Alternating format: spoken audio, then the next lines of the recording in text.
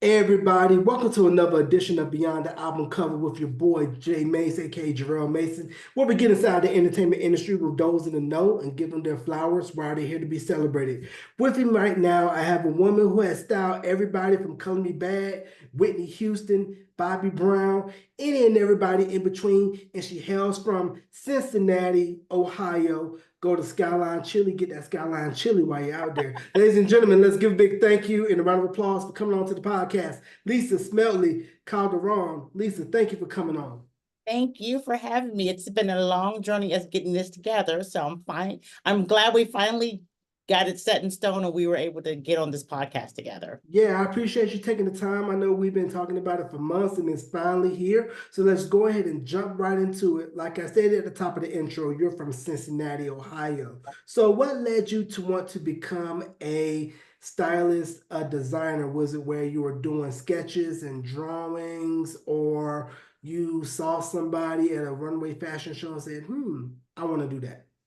So, well, that's those were all great scenarios, but no, no. What happened was is that I am a daughter of a model. My mom was a twin, so my mom modeled throughout my whole childhood, probably up until gosh, I was maybe like 15 or 16. So I used to go to her fashion shows with her. I would go to her commercials, photo shoots. So I always say the seed was always planted in me from when I was little. So as time went on, I began to just fall in love with fashion. I mean, my mom kept Vogue magazines and Essence and all sorts of magazines around the house. So I was always surrounded by fashion. So as I grew to love it and realized that it was something that I wanted to do, that's when I decided to move to Los Angeles to pursue my fashion career. Okay, now you mentioned that your mom modeled. Was it primarily for local, regional, national ads, press? So give a rundown of some of Um, the credits that she Yeah, did for modeling. yeah. So I mean, she and my mom's twin sister. So it was Joan and Joyce Smedley. They were known first of all as the twin models, and it was national. Some of the things were national, some of it was local, just depending on the designer.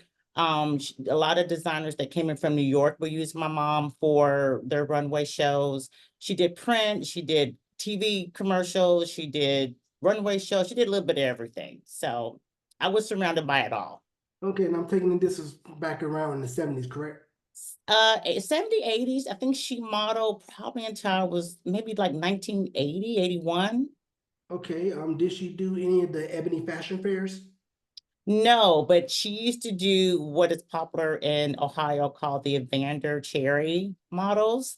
And if people in Cincinnati would know this, he was extremely, it was kind of like the Ebony Fashion Fair. So he was extremely well known for doing like, these great runway shows. And my mom was always a part of that. Okay, now you mentioned right out of high school was where you packed up everything that you could, made your way west, and was kind of sort of, I don't know how I'm gonna make this money work. So let me just go ahead and get some stuff out there, and hopefully I'll get some referrals. So I went there actually to go to college. So my aunt Joyce, my mom's twin sister, was already living in California at the time, and her husband was Terry Brown, who was a singer for the Soul Train Gang. So back in that time period, Don Cornelius had his own label and he had his own group called the Soul Train Gang. So my uncle was a part of that, and so I moved to LA basically because I knew my mom's sister was there, and I just was between New York and LA. I wanted to be somewhere where there was family. So I went to college in Los Angeles and got my degree. And then after I got my degree, I took a degree in fashion merchandising. After I got my degree, I just really was like, okay, I'll just, be a fashion consultant. That was kind of like my dream to be a fashion consultant. Started working at Saks Fifth Avenue. I'm giving you the short version, by the way. Started working at Saks Fifth Avenue in Beverly Hills. And so, very prestigious. It was right around the corner from Rodeo Drive.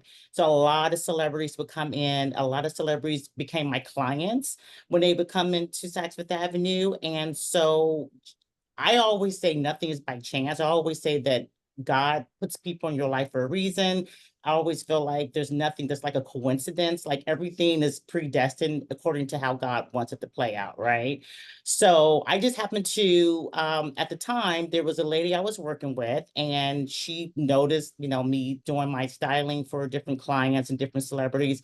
And she will always say, "Oh my gosh, you're so good at this." And then so then one day she came to me and she said, "You should really try to do this for only entertainers." And I said, "Oh, there's a job out there that, you can only just work with entertainers." And she said, "Yeah, my boyfriend's cousin has a new agency called Crystal, at the time was Crystal Hair, Makeup and Wardrobe."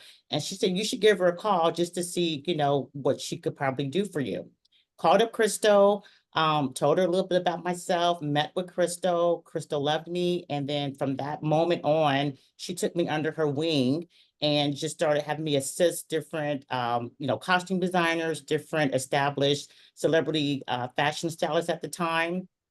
And so on my journey of assisting and, getting to know the fashion industry and getting to know what it feels like to be on set and just all the things that you need to know as a, working with entertainers. Crystal was approached by Chucky Booker, and a lot of people from that era might remember Chucky Booker. And so Chucky was doing his first CD, and I barely had a book, but I met with Chucky. He loved my ideas. And so I did his music video, I did his CD, and then Chucky started referring me to different people.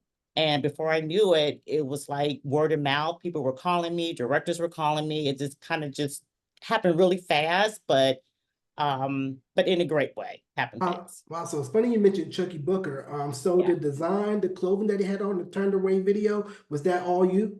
that's all me. Yeah, that's all Wow, me. I did Yeah, not know that. And a little yeah. fun fact for those of you that do not know, I had a chance to interview Chucky, and he told me that Turned Away was originally supposed to have been a troop record. But what happened was he had played it for Sylvia Rome, who was head of Atlantic, and she told him, "Nope, this is going on your album." No matter how much he tried to convince her, like, "No, this is for Troop." And when he told Yes. Troop that, "No, Sylvia want me to keep it," and they were like, "We want a record similar," and that's how we get Spread My Wings. That's right. Yeah, that's exactly right. Yeah. So yeah, so I did his first music video, did a CD, and then I also did the music video, "Don't You Know I Love You," that music video. And then he referred me to Gerald Albright. So I started working with Gerald. And then from Gerald, I started working with, I can't remember who it was. I think it was Karen White. And then someone saw my work, a director from New York. His name was Lionel Martin, and at the time, he had a company called Classic Concepts, and Ralph McDaniel, I think that was Ralph McDaniel. Like, if you Mhm. know New York era, like they were like the it directors at that time. And so Lionel got a hold of like some of my work. And so he called me up and he was like, "I would love for you to style this first video." I can't remember what the first video was that I started with Lionel, but from then on, he used me for, I mean, he loved me. And we had that relationship where everything that he did, he called me for. So Lionel was doing literally everybody at that time. He was doing Guy, he was doing Keith Sweat, he was doing, Belle Biv DeVoe, Robert Tresvant, Bobby Bryant, like everybody. So, and I did all those music videos. Wow. And I want to back up to a little bit. You talked about Soul Train Records and the Soul Train Gang. Yes, Now, for those that do not know, that was the original name of the record label. But then once Don Cornelius decided to step out of the music business to focus on Soul Train full time, Dick Griffey kept it, yeah, rebranded it as Solar Sound of Los Angeles Records. And that's where we get all those great records from Dynasty, The Whispers, yeah. Shalimar. For those that don't know, there was another singer that was in Shalimar before Howard Hewitt. Yes, that's right. And just a little known fact too, when Shalimar first started out, my uncle Terry, who was in the Soul Train gang, his brother Gerald Brown was the original first singer for Shalimar. So he's the one, his voice is on the song "Take That to the Bank," which is their very first single. And then he left the group, and that's when Howard came. Oh, wow. So there you have it. And I want to mention back once again Cincinnati and how, especially in the mid 80s, how the Midwestern scene, especially what was coming out of Minnesota with Prince, the time, all those associated groups. Then, of course, the deal being based out of Cincinnati, of course, with Babyface coming from Indianapolis. And then you had Ready for the World out of Flint, Michigan, Dream Boy out of Oak Park, Michigan. And it kind of seemed like everybody was looking to what was going on in Minnesota for their look and for that sound. So what do you think what it was that Prince and all those associated acts had as far as look goes to where everybody in that region and then later on the whole country said, I want to take that look and kind of add our own style and flavor to it? I first of all, I think it was something that was different. I think it was something that was fresh and new. And I think when you have music that people already love, I feel like they automatically kind of go towards like Beyonce. Like everyone loves Beyonce's music. They automatically kind of do things that dress like her. You know what I mean? They automatically find certain pieces of wardrobe that, might, you know, be like basically, what she did on the CD or what she did on the tour. Like everyone was wearing like the silver boots and the silver, jewelry and all that type of stuff during her tour. So I feel like it was something fresh. I mean, no one Prince's sound and the time was like something new to everybody. And then I think at the time, when Prince's movie came out, Let's Go Crazy, I think people just fell in love with just everything about it, the fashion and the music and the dancing and even like the Times choreography and those suits, like everything was just fresh and new. And I think people just gravitated towards it because they love the music so much. Mhm. Now, fast forward, how'd you end up styling for Color Me Bad? So that's a lot. So that's another story. So basically, I was very much established. By the time Color Me Bad called me, I had already done like Whitney Houston, Mike Tyson, Bobby Brown. Like I was pretty much, doing like the top elite legendary artists at that time. I was very well established, very busy. I had an agent at that time who was giving me a lot of work. I was just very busy. And I was actually just got done with doing a major video with Ralph Tresvant. I had did all his music videos, and I think I just ended the last one. I was preparing for his tour, and then I was going to go on vacation. And so Cassandra Mills called up my agent and said, hey, I have a group that wants to use, Lisa. They love what she did for Ralph Tresvant and all these other groups, and they want that look. And, can we set up a time for her to meet with them? I actually said no the first time. I told my agent, I said, I'm tired. It had nothing to do with the group. I was just extremely exhausted at the time. And so I said, I told my agent, I said, absolutely not. I'm tired. I'm exhausted from working. I need a break. So then Cassandra called back and said, look, they really want Lisa. They really want Lisa. They only want Lisa. Long story short, I was like, okay, I'm going to meet with them. And I remind you, I never didn't know how they looked, or no one knew how they looked at the time. I didn't even know they were white. Like I just knew the song, but didn't know like how they looked or anything like that. And then so I arranged to meet them at a store that I loved. And when I saw them, I was like, okay, they got a Mexican, they got a black, they got a white guy, and they got like a Native American got looking guy. So instantly I thought, okay, I want to do something different for them. I don't want to do like a Boys to Men look because Boys to Men kind of like dress the same. I wanted them to be something different. So I thought, okay, they got the name Color Me Bad. They got different ethnicity, as far as like, who they were, as far as each individual member. And they had different personalities. They were very different in the way they wanted things done. So then I thought, okay, I'll get them some suits because I knew they wanted suits. And I said, but I'll do different colors.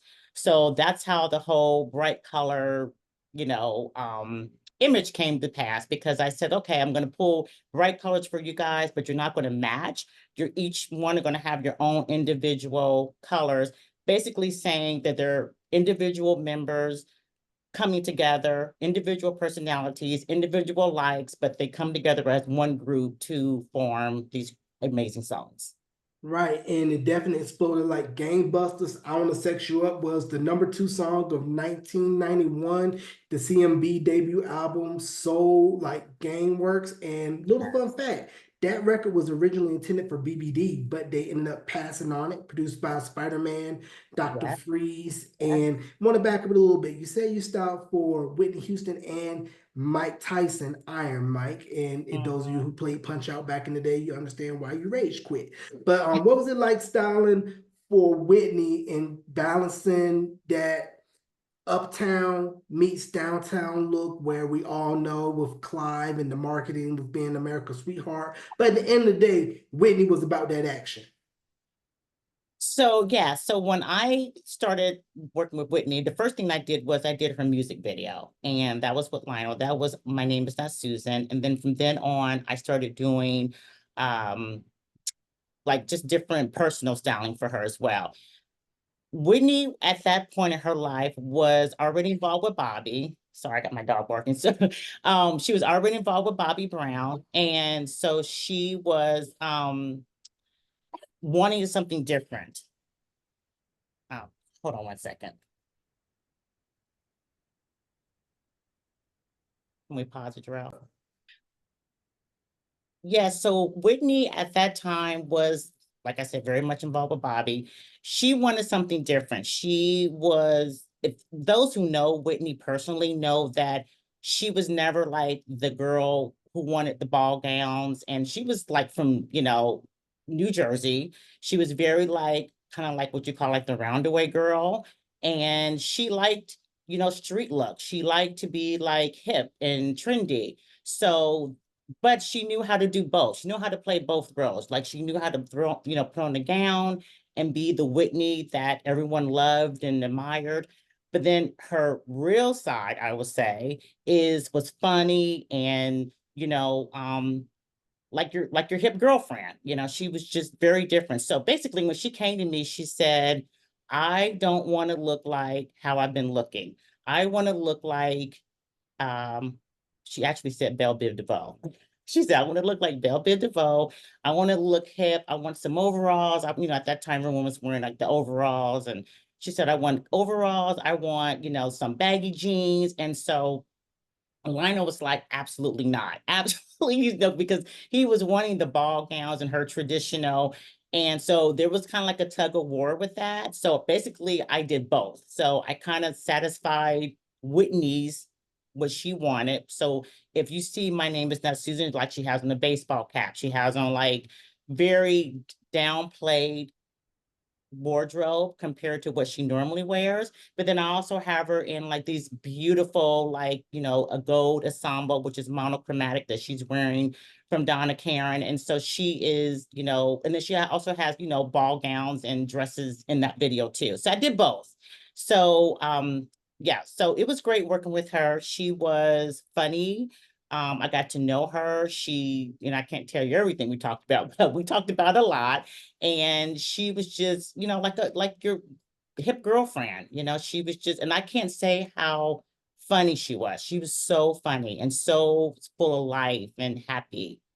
And it's funny how you mentioned how she said, I want it to look like BBD, because when we think about BBD and how at that time before Poison dropped, everybody was looking at them like, okay, what are the other three from New Edition going to do? And then once Poison exploded and we saw the visuals with the video and the boot, the sneaker, the Yeah. airbrush jeans, the overalls, which was done by the Shirt Kings out of New York, and how it was a totally different look from New Edition, and they said it themselves like, "Hey, we want to set ourselves apart from New Mhm. Edition, where the suits and If It Isn't Love, You're Not My Kind of Girl, that's our everyday thing. But when we go to the club and whatnot, BBD, where mentally hip hop's moved out on the R&B tip with a pop feel appeal, it was bright, it was colorful, the aesthetic just popped. And then if you also look at on the TLC tip from TLC, their whole imaging, the colors, the whole aesthetics, female BBD.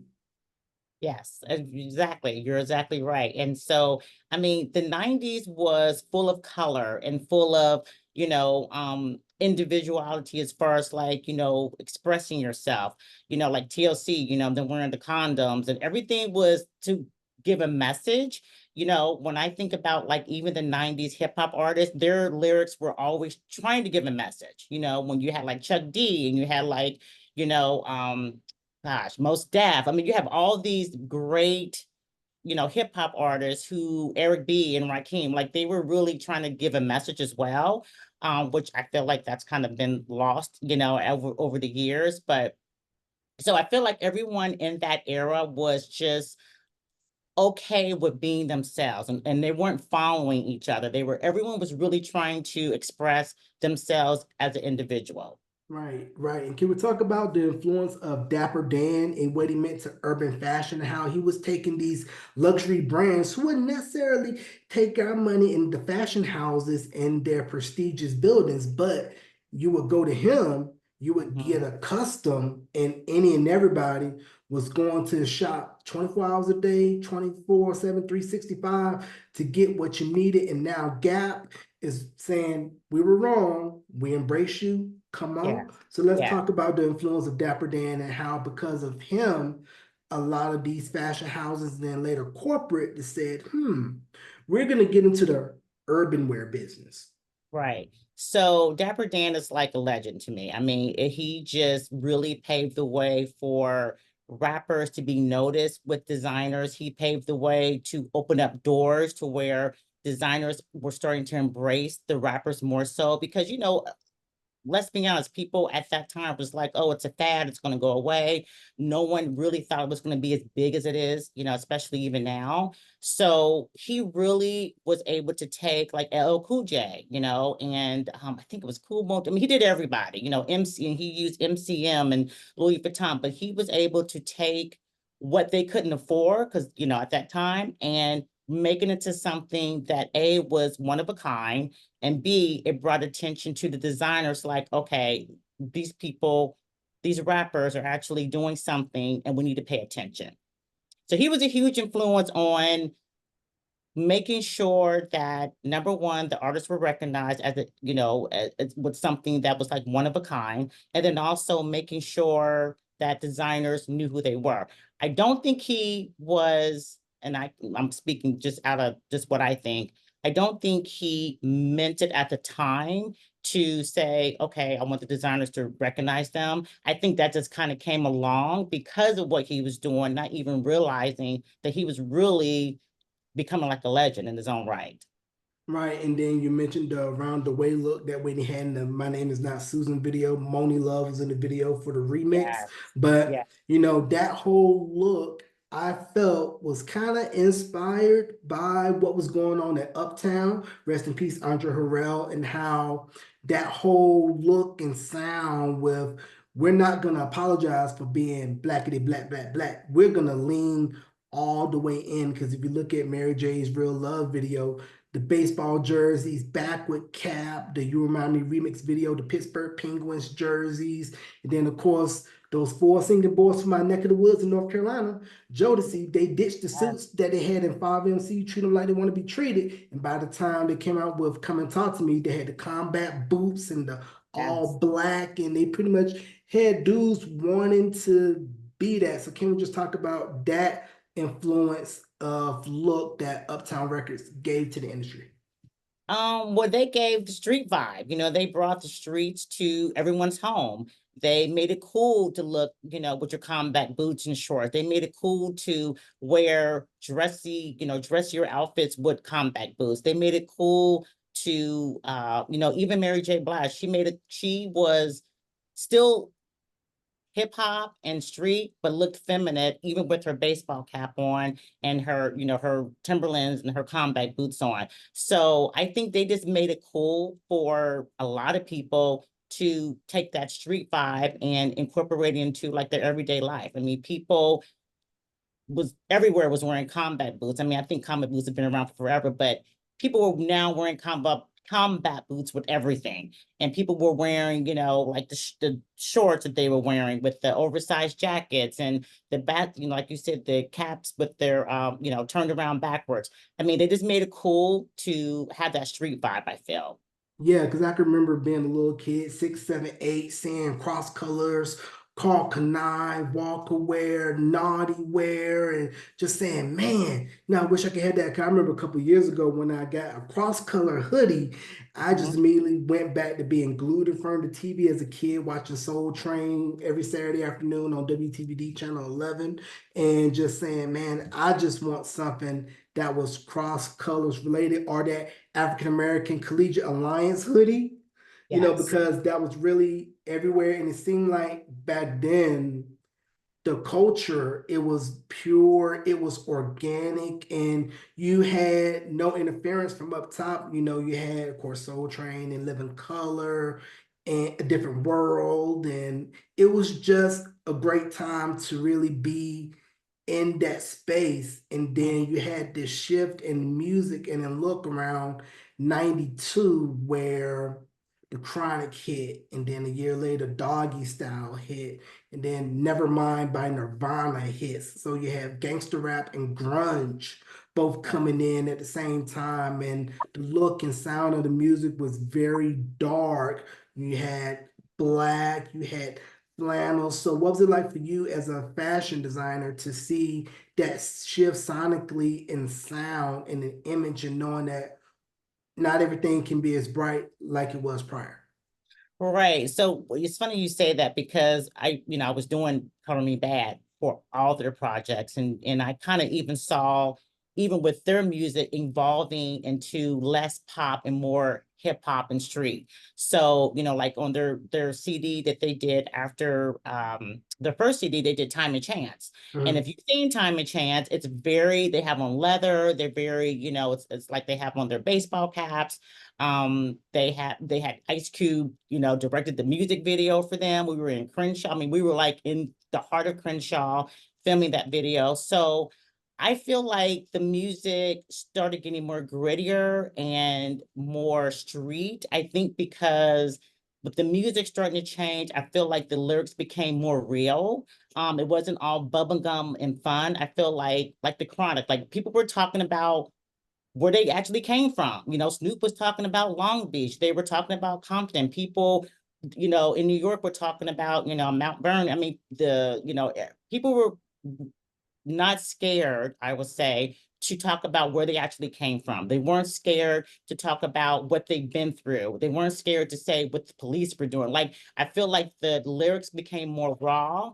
And because of that, I feel like the clothes became less bubblegummy, so to speak, and less colorful and happy, but more like this is the truth. This is the real story. This is me. This is me raw and authentic. And how was that Afrocentric look able to live with the bright, colorful era of New Jack Swing? The looks that De La Soul, Public Enemy, Tribe Called Quest, everybody associated with that movement with the dashikis, the medallions. How was that able to coexist within those spaces?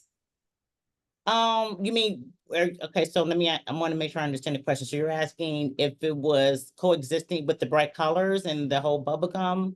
Yes, because you had all these different looks all running in the same timeline. You had the bright, colorful look of New Jack Swing, you had the hard aesthetic of gangster rap and grunge. Then you also had the Afrocentric look with the dashikis, the medallions.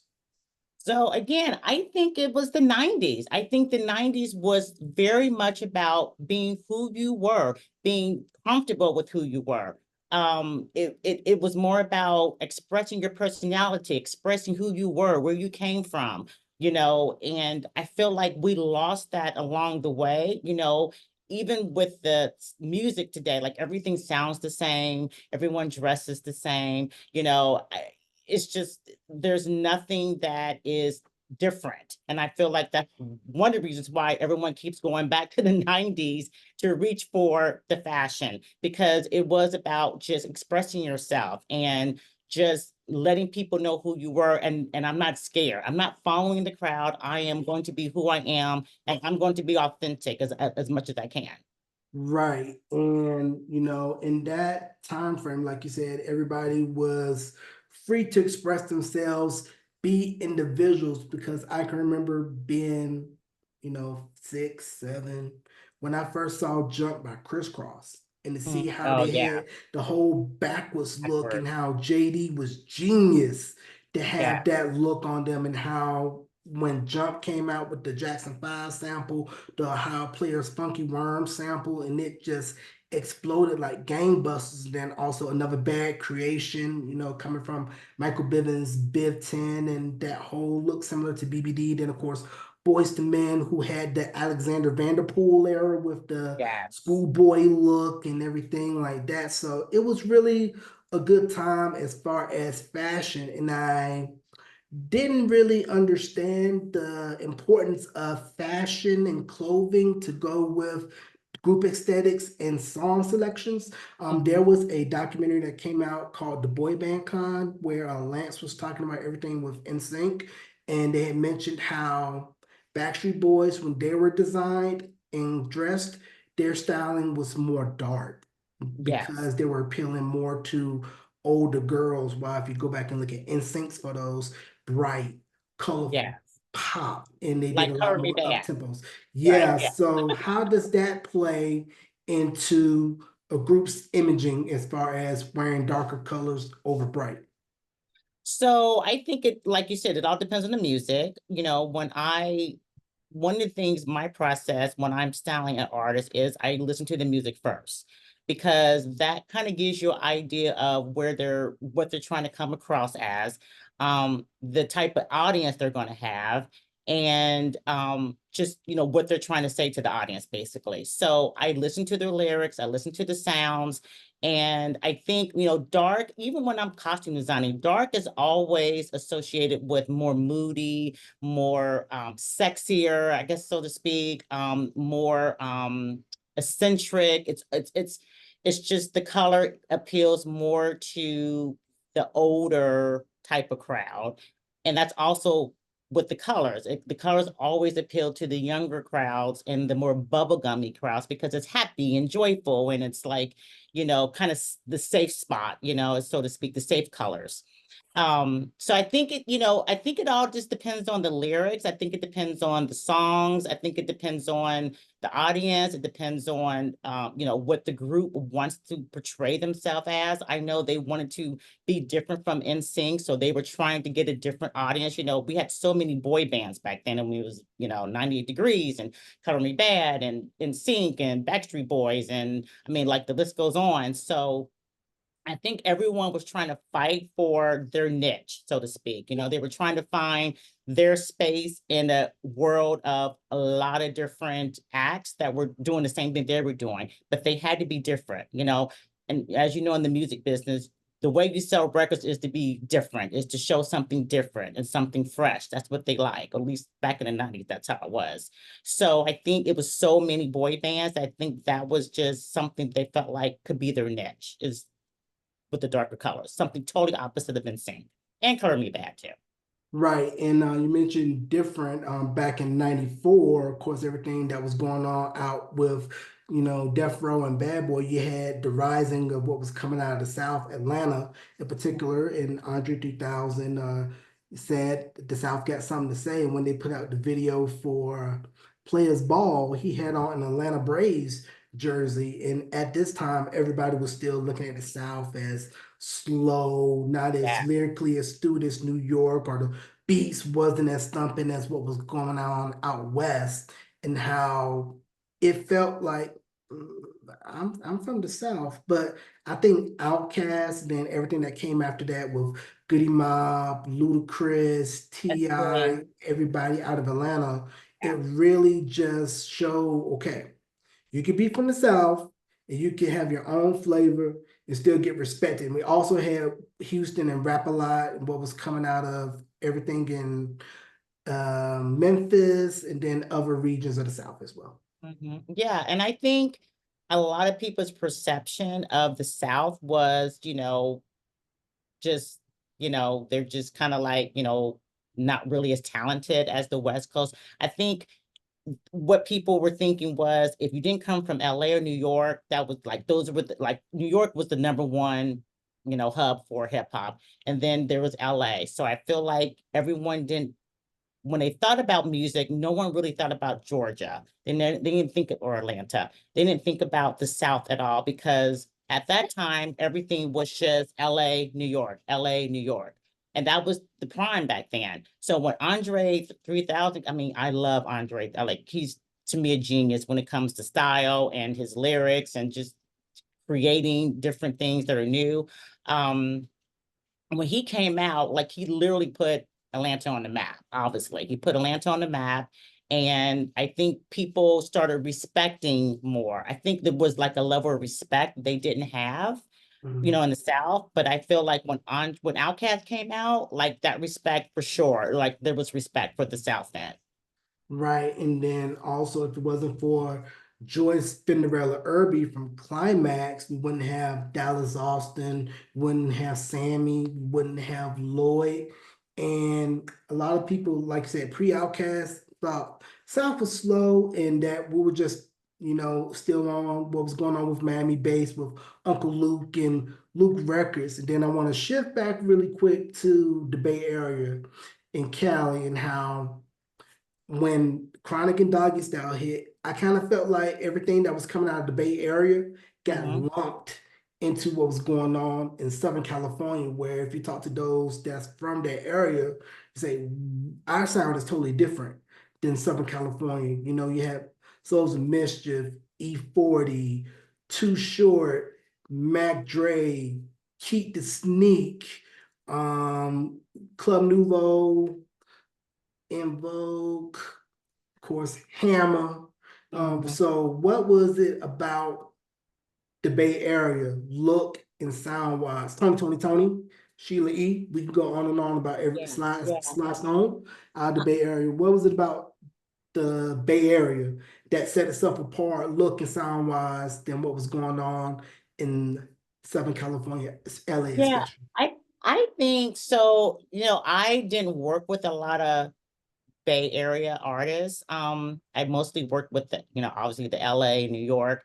So I didn't really work with a lot with them. But just in my opinion, I just feel like it was, I guess they just had their own look as far as like street with pop, um colorful with street. I mean, I feel like it was a mixture of everything. It was a mixture because you had MC Hammer with the pants, with the those, hammer pants that he had, and they were colorful. And then you had, Sheila E, who had her own when she was kind of, branching off from Prince with all the florals and the colors. So I think with them, I think they kind of took everything to me.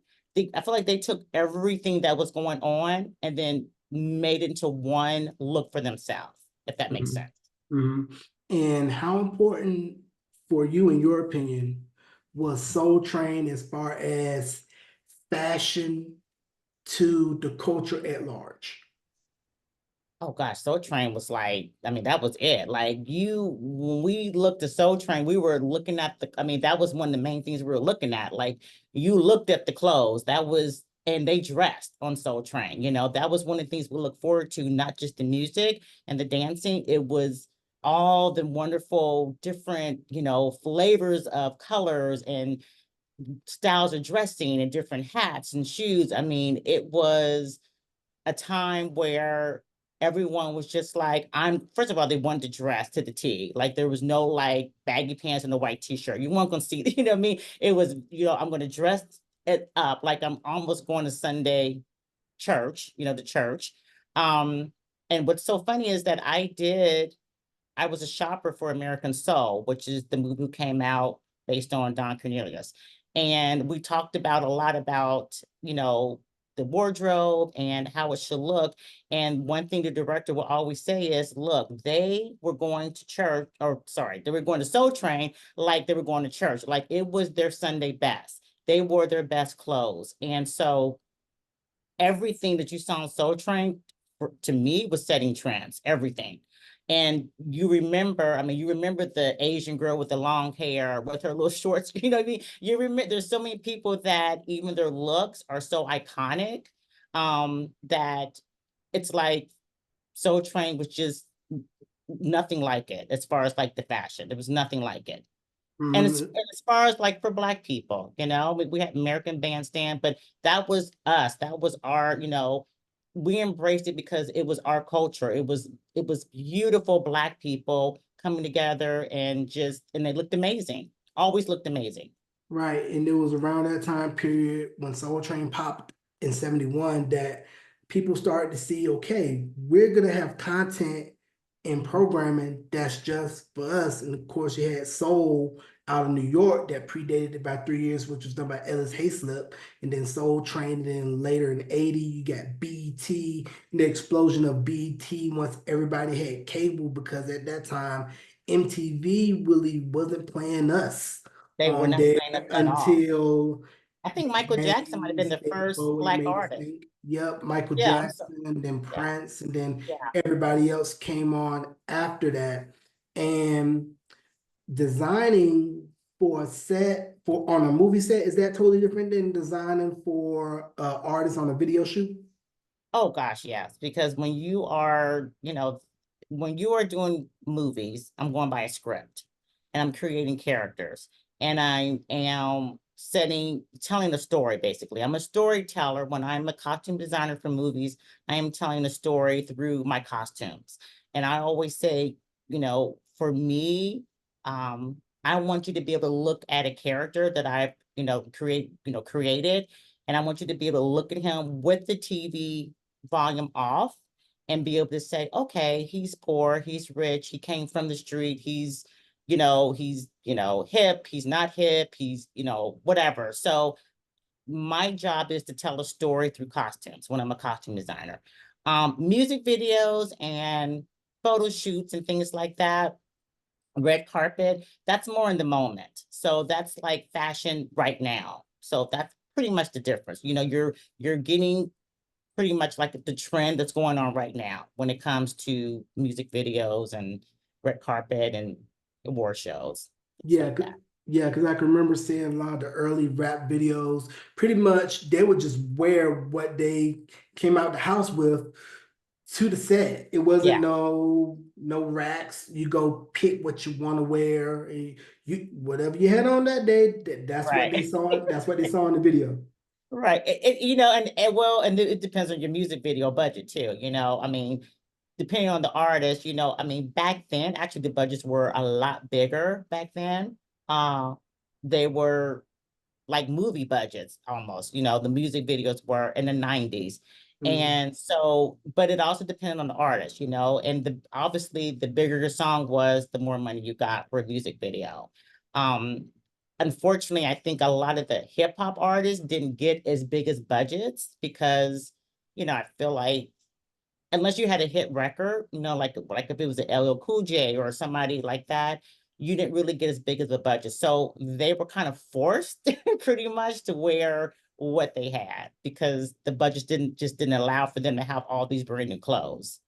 Right. And I can remember going back to New Jack City, seeing in the movie that some of the guards in the Carter building, they had on these CMB jackets, which Yeah. I kind of felt was smart promo for Color Me Bad. Because when I Yes. interviewed KT, he had told me because Sex You Up was so huge, Yeah. Cassandra Mills was telling them, hey, you guys got to get in the studio to record an album. And then, of course, the CMB album drops. And then everything snowballed after that. And then they had an appearance on what was the hottest TV show at the time, Beverly Hills 90210. Rest in peace, Shannon Doherty. And what was that like? Did you style for them for their I appearance did. on 90210? So I did. So well, what happened is that they pretty much, I had styled them. Oh gosh, there was so many things I styled them for. There was some event that I styled them for before 90210, and they loved the look so much they just used that same look for the 90210 show. So that's what happened with that. I think they can't remember what it was. I think it was an award show they had done. But anyway, they loved that look so much, so they just pretty much used the same look for 90210. So that's how that happened. Okay. All right. And you mentioned budgeting, and if you had a hit that determined how much you can play with. So when you kind of sort of see, okay, this is how much I got to play with, this what I don't have, how do you know when to mix uptown with a downtown piece where I can go to Saks Fifth and then I Mhm. could go to Ross or Target and make it look 5 star? And that's my specialty, Jarrell, is mixing, less expensive items with more expensive items. And I always say it's not about what you have, it's about how you put it together. You can take something from, a thrift store or something and make it look like it's $1 million, and vice versa. Sometimes you have things that are very expensive and they look like, nothing. So I think it's about creativity. I do mix that a lot. I do a lot of thrift shopping. And I do a lot of less expensive stores, and I mix it with the new. So like K&G is a perfect example of suits. I love getting suits there because they have every size, they have every color. And when I need something that's not expensive for artists or for a movie or something like that, um, K&G is perfect because their suits are not expensive.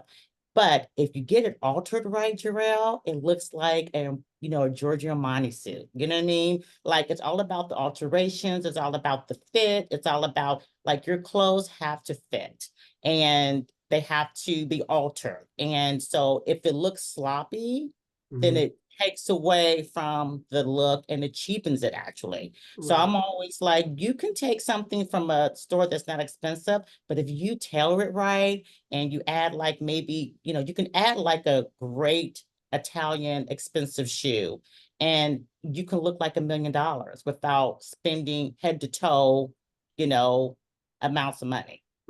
See, folks, there's nothing wrong with going to Men's Warehouse, Rugged Warehouse, Burlington Coat Factory, Ross, Five Yes, Below. It's GW Fashions, yes, Salvation Army. It's all about you and how you rock it.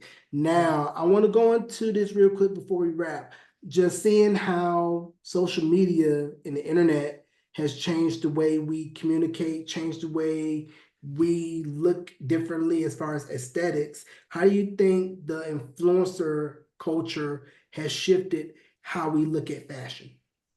So I'm just kind of starting getting used to this whole, social media. I'm old school. I think I'll always be old school. Obviously when I started out in the business, we didn't have social media. We didn't have cell phones, any of that stuff. Everything we did had to be, taking photos with our Polaroid cameras or, you know, coming and going to meet the person in person, the artist. Nowadays, you meet them by Zoom or Instagram, and a lot of times that's how people discover you. So I think it has its good and bad points. So the good points I feel are you are exposed to a lot more designers than you would have been, when social media wasn't around, because obviously I'm seeing more designers that are in Paris and, all over the country. I'm finding designers that I could work with because of social media. Um, but I think the downside to it is that I think people begin to lose who they are with social media because I feel like maybe they might follow someone they admire. And I feel like they're so caught up in trying to be them that they lose themselves. And I feel like that's a lot with the young people. They're all trying to compete with each other and be something that they're not instead of embracing who they are, embracing their own bodies, embracing their hair, whatever it is. So that I think it has its pros and cons. Definitely has its pros and cons. And then to see, as a sidebar, looking at Shark Tank, seeing Damon John as a shark, and to realize he started off with FUBU, and FUBU, Yes. they were popping out the trunk, selling it any and everywhere. Then, of course, LL invested in FUBU, rocked the FUBU hat on the Gap commercial, gave them on the sneak free advertising on the Mhm. Gap spot, and then to see where a lot of these urban designers are, and now breakdancing being the Olympics, and how hip hop is globally recognized and respected, just celebrated its 50th last year, and Yes, how for a genre of music and a whole culture that was looked at as it's going to go the way of disco, to hmm, where you can go to any country in the world, you don't know a lick of English, but they'll know a rap record, and to that's see Snoop right. Dogg become America's sweetheart, whereas 30 years ago, I mean, he put out It Ain't No Fun. And he Yeah, ain't talking about cookies either. right. And but be over 18 when you listen to that record though, because that'll get you in trouble now. But what's your thoughts on seeing hip hop from its origins to where it's now, where it's celebrated, it's respected, and as we know now, it is definitely not going anywhere. It's not going anywhere, and I love it. I remember when I first, when, a lot of the rap first started coming out, and it was like Run DMC with My Adidas. I remember listening to that song for the very first time, and of course I ran out and got Adidas, but I feel like from the very beginning, it was something that was fresh and new and hip, and they were speaking about just their experience, I feel like people love to hear about a life experience. That's why love songs do so well, because people can always relate to heartbreak, or falling in love or out of love.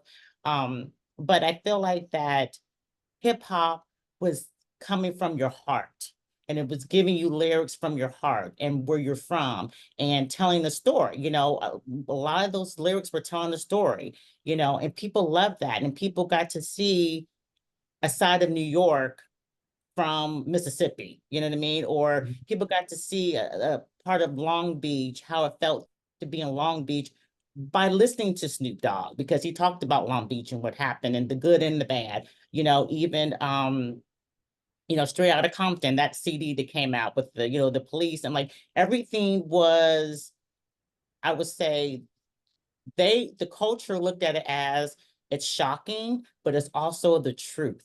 Like, they were speaking about the truth, and they were speaking about their experience with whatever was going on. And that hadn't really been done. Everything was like happy, and I mean, you had the blues and things like that, but I felt like it was raw, and it was in your face, and it was like, you know what I mean? This is where I come from, and I'm not ashamed of it.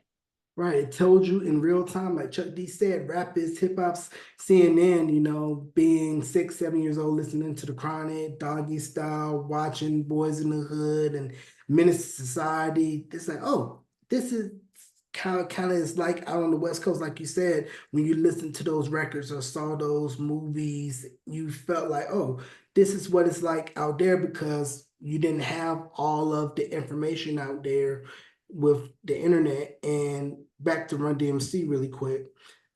Their look with the Godfather hats, the gold chains, the Adidas, and it was a departure from what rap looked like prior to them, because they were dressing like Parliament, a lot of those funk acts, because they kind of felt, hey, if I'm gonna be a performer, I gotta dress like Right. I'm a rock act, because they took Costume. their cue from rock with costumes. But Run DMC said, nah, we're gonna dress like the dudes around the way. That's right. And that's why I think people loved it, because they were like, just, I'm going to dress from where I come from. I'm going to wear the fat shoelaces and the Adidas and the big chains. I'm not going to deviate from what I'm come from. And it was, like I said, it was in your face, raw. It was the truth. It was telling a story. It was okay to be who you are without adding some kind of I wouldn't say fake, but costumey kind of a, way of looking at things. I feel like, obviously Parliament, they're legends, but they were costumes, they were costumes. And but Run DMC was like, you know what? No, we're coming. This is who we are. We're from New York. This is what we wear. This is what we talk about. This is how we live. And even getting back to, speaking about LA, I remember when I first moved out there, and I remember everyone was like, oh my gosh, LA, it's so pretty, and Hollywood and Beverly Hills. And when Boys in the Hood, came along, and Straight Outta Compton and all these real things that came out of South Central, where people started seeing there's a whole nother part of California, LA, that people don't know about, which is South Central. And they put South Central on the map, but I also feel like for so long, so many people, like myself included, we think of California as happy and, everybody's rich and walking around with, with these Bentleys, and they're walking around with like their dogs. And, it's just, it was really in your face, and it showed what really is going on in LA. Yeah, and then we know in 4 more years we got the Olympics coming to LA, and I'm going to tell you folks that's going to be traveling out there right now. Don't go in certain sections. It's not like Compton, like DJ Quick was talking about, and stay out of certain neighborhoods. Don't use certain letters. Don't wear certain colors. If you don't know nobody in that neighborhood, don't have no business being over there. That's just my little public service announcement for you. Now, before we wrap, can you talk about any current projects that you got coming out that you're working on? Yeah, so I do have well, I have one project that's coming out that it's called The Ice Cream Man, and that's based on the 1940s Holocaust, and is starring Noah Emmerich. And so that's coming out soon. It just got at the Heartland Film Festival. And then I also have Color Book that was premiering at it actually premiered at Tribeca, and it is starring Will Khaled and Jeremy Daniels, who is a Down syndrome um, little boy, and it's about a father and his son who's got Down syndrome, and he just becomes a single father. And you would know Will Khaled from like Black Lightning. He actually was the lead actor in Love Is when that show was on. If people were familiar with that show, he's a great actor. But yeah, I was really drawn to that script because how many times do you see a Black father with a Down syndrome little boy? You don't see in a positive, a positive story. So that's coming out soon. And I got a couple other things in the works that I can't talk about, but it's coming up. Yeah, you can come back and talk about it when the ink's dry and when the check is cleared. Yeah. So before we conclude, give your socials, any shout outs you want to give, and it's your time to shine. Okay, so my Instagram handle is Lisa Loves Life 0229.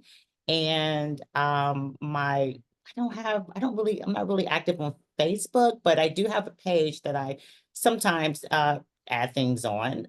So it's fashion, let's see, what is it? Fashion styling and costume design by Lisa. So that's my Facebook page. And I would say just those two. I'm not really on other social medias. I'm still kind of getting used to the whole social media aspect. And then if you want to reach me, I'm signed with Zero Gravity Management. And so if you ever want to reach out and book me for a movie or a commercial, that's who I'm signed with. That's my agent. All right. And like AGM, better have that money because today's price is not yesterday's price. All That's right. right. And you can catch this interview wherever you stream podcasts and on the official YouTube channel at youtube.com/Beyond the Album Cover.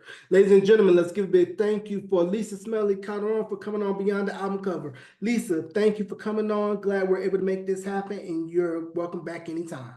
Yes, I will definitely be back. Thank you. All right, for sure.